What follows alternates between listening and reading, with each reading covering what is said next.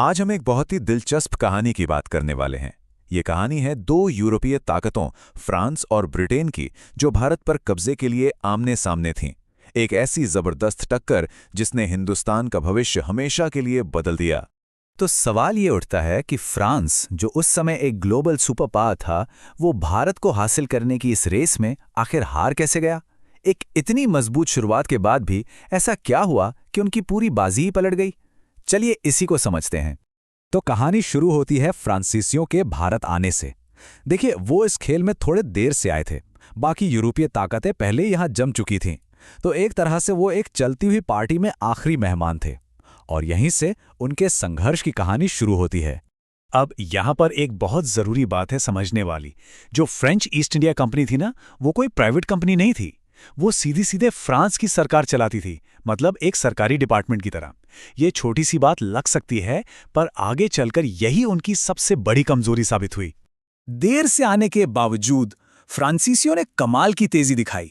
उन्होंने फटाफट सूरत, मसूलीपट्टनम और सबसे खास पौंडीचेरी में अपने ठिकाने बना लिए।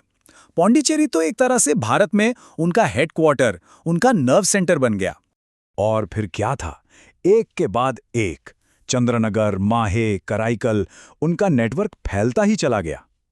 इससे एक बात तो साफ हो गई थी कि वो यहां सिर्फ मसाले खरीदने नहीं आए थे, वो एक बड़ी ताकत बनने का इरादा रखते थे। अब जब एम्बिशंस इतनी बढ़ रही थी तो टकराव तो होना ही था, और इस टकराव का मैदान बना दक्षिण भारत का कर्नाटक क्षेत्र। यही वो जगह थी जहां अंग्रेजों और फ्रांसीसियों के बीच वर्चस्व की सबसे बड़ी जंग लड़ी गई। तो ये जो लड़ाई थी ना, वो एक तरह से 3 राउंड के बॉक्सिंग मैच की तरह थी। इसे हम कर्नाटक युद्धों के नाम से जानते हैं। पहले राउंड में कोई नहीं जीता, दूसरे में फ्रांसीसी हावी रहे, लेकिन तीसरा और आखिरी राउंड वो निर्णायक था। और इस कहानी का एक बहुत ही चालाक किरदार था फ्रांसीसी गवर्नर डुप्ले। वो एक जीनियस रणनीतिकार था। उसने एक नया तरीका निकाला, भारतीय राजाओं के आपसी झगड़ों में दखल दो, एक को अपनी फौज का सपोर्ट दो और बदले में उससे जमीन और पैसा ले लो। असल में, जिसे हम बाद में सहायक संधि के नाम से जानते हैं, उसका आइडिया डुप्ले का ही था। और फिर आया साल 1760 और वांडीवाश की लड़ाई। ये वो लड़ाई थी जिसने सब कुछ बदल दिया। अंग्रेजों ने फ्रांसीसियों को ऐसी हार दी कि वो फिर कभी उठ ही नहीं पाए। एक तरह का नॉकआउट पंच था ये, जिसने भारत में फ्रांसीसी साम्राज्य के सपने को चकनाचूर कर दिया। लड़ाई के बाद हुई पेरिस की संधि। कागज पर तो फ्रांसीसियों को उनकी फैक्ट्रीज वापस मिल गई, पर असल में उनकी राजनीतिक ताकत पूरी तरह खत्म हो चुकी थी। अब वो भारत में सिर्फ व्यापारी थे। साम्राज्य बनाने का सपना टूट चुका था। तो ये सब देखकर वही सवाल फिर से सामने आता है, जब शुरुआत इतनी अच्छी थी, डुप्ले जैसा लीडर था, तो आखिर फ्रांसीसी हारे क्यों? वो कौन सी बड़ी गलतियां थीं जो उन पर इतनी भारी पड़ गईं? इसका जवाब न इन दोनों कंपनियों के फर्क को देखने से मिलता है। एक तरफ थी सरकारी फ्रांसीसी कंपनी और दूसरी तरफ प्राइवेट ब्रिटिश कंपनी, और यहीं पर हार और जीत की कहानी छिपी है, चाहे वो फैसले लेने की रफ्तार हो, नेवी की ताकत हो या फिर लीडरशिप। सबसे बड़ी और घातक कमी थी उनका स्ट्रक्चर। सोचिए, फ्रांसीसी कंपनी एक बिजनेस नहीं बल्कि एक सरकारी दफ्तर की तरह चल रही थी। हर छोटे बड़े फैसले के लिए पेरिस से इजाजत का इंतजार करना पड़ता था, और इस सुस्ती ने उन्हें डुबो दिया।